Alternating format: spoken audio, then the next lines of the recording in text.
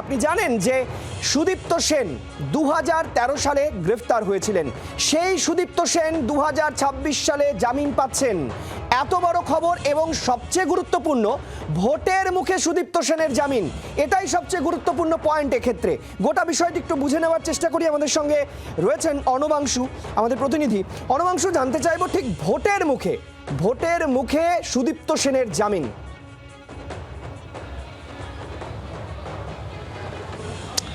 দেখো সৈকত, সেটা হচ্ছে যে এই যে সারদা কর্তা সুদীপ্ত সেন বা সারদার আর্থিক কেলেঙ্কারি এই রাজ্য রাজনীতিতে অনেক দিন ধরে চর্চায় ছিল। অভিযোগ পাল্টা অভিযোগ, একাধিক ব্যক্তির নাম উঠে আসা, গ্রেপ্তার হওয়া, কে কীভাবে প্রভাবশালী হয়েছিল বা কে বেনিফিশিয়ারি হয়েছিল সেই সমস্ত একটা পার্ট ছিল। যে সারদা কর্তা সুদীপ্ত সেনের জামিন হয়েছে আজকে দুটি মামলাতে, যে দুটি মামলাতে ঝুলেছিল, প্রায় 389টি তার বিরুদ্ধে মামলা ছিল, তার মধ্যে 77টি ছিল সিবিআইয়ের কাছে। আগেই ওগুলো বেল হয়ে গেছিল। স্টেটের দুটো ছিল বারাসাত থানার। তার কারণ হচ্ছে বারাসাত থানা আসল নথি হারিয়ে ফেলেছে, তাদের কাছে নথিই নেই। তার মামলাটা কীভাবে হবে এক, দ্বিতীয়ত একটা চার্জশিট জমা পড়েছে কিন্তু তার পেপার এখন উদ্ধার করতে পারেনি। অর্থাৎ পুলিশ ট্রায়াল শুরু করার জন্য তাদের কাছে পর্যাপ্ত নথি নেই, যে কারণে আদালত আজকে মনে করেছে বিধিসম্মতভাবে একজন ব্যক্তির সাংবিধানিক অধিকার আছে জামিন পাওয়া, সেই জামিন তিনি পেয়েছেন। কিন্তু এই রাজনীতিতে দাঁড়িয়ে দেখলে অবশ্যই বিধানসভা নির্বাচনের আগে সুদীপ্ত সেনের জামিনটা একটা বড় ইম্প্যাক্ট। অর্থাৎ সুদীপ্ত সেন যদি বেরিয়ে মুখ খুলে দিলে তিনি কি বলবেন, একটা বড় একটা প্রশ্ন থেকে যাবে। কিন্তু এই অবস্থা দাঁড়িয়ে যখন সারদা কর্তা সুদীপ্ত সেনকে নিয়ে এতদিন ধরে প্রশ্ন, এতদিন ধরে চর্চা, কিন্তু তার আজকে মুক্তি, সে হয়তো আগামীকাল হতে জামিন থেকে মুক্তি পেয়ে যাবে। একটা পয়েন্ট খুব গুরুত্বপূর্ণ এই কারণে, কারণ বহুবার আমরা দেখেছি তৃণমূল কংগ্রেসের তরফ থেকে সুদীপ্ত সেনের বিভিন্ন লেটার, সুদীপ্ত সেনের বিভিন্ন সময়ের বয়ানকে সামনে রেখে কখনো অভিষেক বন্দ্যোপাধ্যায়, কখনো তৃণমূল কংগ্রেসের অন্যান্য লিডাররা তারা বিজেপির বিরুদ্ধে সরব হয়েছিলেন, সিপিএম এর বিরুদ্ধে সরব হয়েছিলেন। সেই সুদীপ্ত সেন ভোটের মুখে ছাড়া পাওয়ার পর তিনি যদি দেখা যাচ্ছে কোনো একটি রাজনৈতিক দল বা কোনো নেতার বিরুদ্ধে মুখ খোলেন, তাহলে তো অস্বস্তি বাড়বে।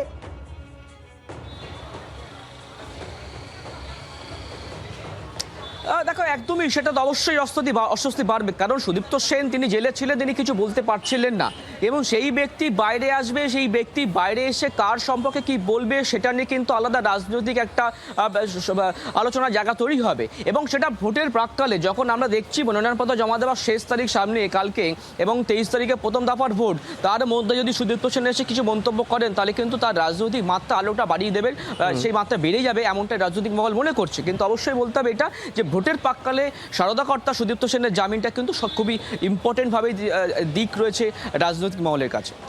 একেবারে অনবাংশু, আপাতত ধন্যবাদ আমাদের সঙ্গে থাকার জন্য। আমি একটু সুকান্ত ঘোষের কাছে চলে যেতে চাইবো, রাজনৈতিক বিশ্লেষক আমাদের সঙ্গে রয়েছেন। সুকান্ত বাবু, দেখুন, একটা বিষয় আমাদেরকে পরিষ্কার বুঝতে হবে যে সারদা কাণ্ড ঘটার পরেও তৃণমূল কংগ্রেসের ভোট ব্যাংকে কিন্তু তেমনভাবে কোনো প্রভাব লক্ষ্য করা যায়নি। এটা নিয়ে অনেক রাজনৈতিক বিশ্লেষণ হয়েছে, অনেক আলোচনা হয়েছে। কিন্তু এবার সারদা কর্তা তিনি জামিনে মুক্তি পেয়ে বাইরে আসছেন ঠিক কোন সময়? ভোটের সময়। অনেকে বলছেন এবার পরিবর্তন হবে, তৃণমূল বলছে আমরাই থেকে যাব। ফলে সারদা কর্তা কি চুপ থাকবেন? আপনার কি মনে হচ্ছে? দেখো, প্রথম তো যে কেসগুলো হয়েছে, একটা কেস তো তোমাদের প্রতিনিধি বলেই দিল, আরেকটি কেসের চার্জশিট দেওয়া হয়েছে, কোনো কাগজ দেওয়া হয়নি।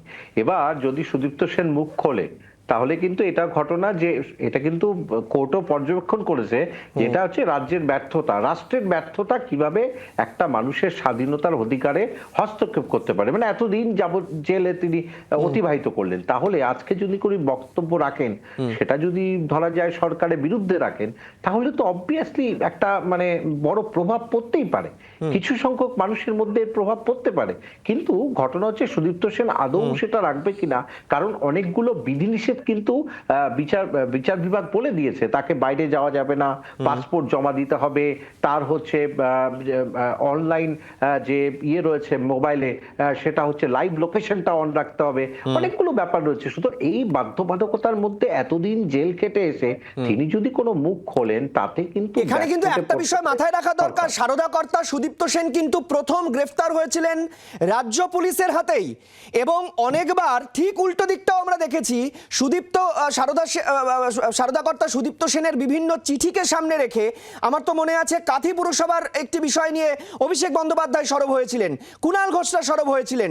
ফলে এইটা কি কোথাও আবার ভোটের ইস্যু হয়ে যাবে? সারদা ইস্যুটা কি আবার এই ভোটে চাঙার দিতে পারে বলে মনে হচ্ছে? দেখো এখনই বলা এই মুহূর্তে যাচ্ছে না, যতক্ষণ না সুদীপ্ত সেন কোনো বক্তব্য নিজের মুখ থেকে রাখবেন না, কিন্তু বলা যায় না।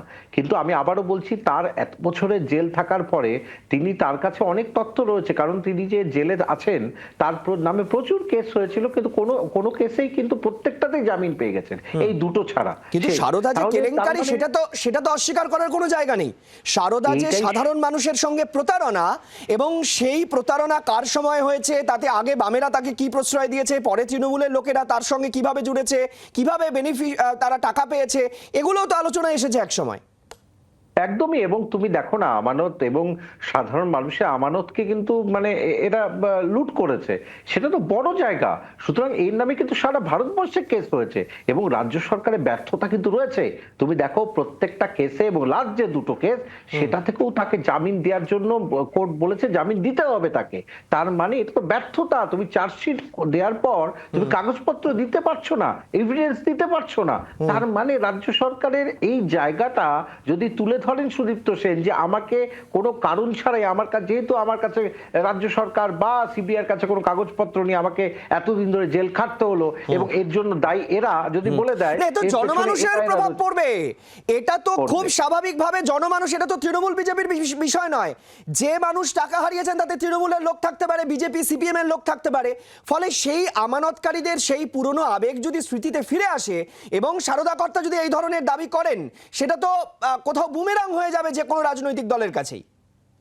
একদম, আমি সেটাই তো বলছি। যদি এসে মুখটা যতক্ষণ চুপ আছে খুব ভালো, কিন্তু যদি হয় যে আমার এতদিন জেল খেটে এলাম, আমার জন্য মূল দায়ী শুধু আমি নই, আরো অনেকে রয়েছে, যদি সেই নামগুলো চলে আসে সৈকত, তাহলে কিন্তু ভোটে কোনো একটা প্রভাব তো পড়বেই। কোনো না কোনো রাজনৈতিক দলের ক্ষেত্রে একটা প্রভাব তো পড়বেই। যদি কোনো নেতার নাম, কোনো মন্ত্রীর নাম চলে আসে যে এরা আমার সঙ্গে যুক্ত ছিল, বা এরাই আমার এই সারদা কাণ্ডে আমানত, যে সাধারণ মানুষের আমানতকে যারা লুট করেছে তাদের পেছনে এরা রয়েছে, যদি তিনি এটা বলে দেন, তাহলে দেখো ভোটের মুখে কিন্তু হাওয়া একটু হলেও চেঞ্জ হয়ে যেতে পারে। কারণ মানুষ কিন্তু, সাধারণ মানুষ তাদের টাকা হারিয়েছেন, তাদের আমানত হারিয়েছেন, সর্বস্ব হারিয়েছেন। এর জন্যই সারা ভারতে কেস হয়েছে সৈকত, শুধু কিন্তু পশ্চিমবঙ্গে নয়। কিন্তু সরকারকে, রাজ্য সরকার কিন্তু ব্যর্থ, সেটা কিন্তু কোর্টও বলে দিয়েছে যে রাষ্ট্র ব্যর্থ। রাজ্য সরকার এবং রাষ্ট্রের কথা বলেছে যে রাষ্ট্রের এই ব্যর্থতার দায় একজন মানুষ নিতে পারে না। সুকান্ত বাবু, আপনি আমাদের সঙ্গে থাকুন। বাংলার আওয়াজ, বাঙালির আবেগ, জি 24 ঘন্টা।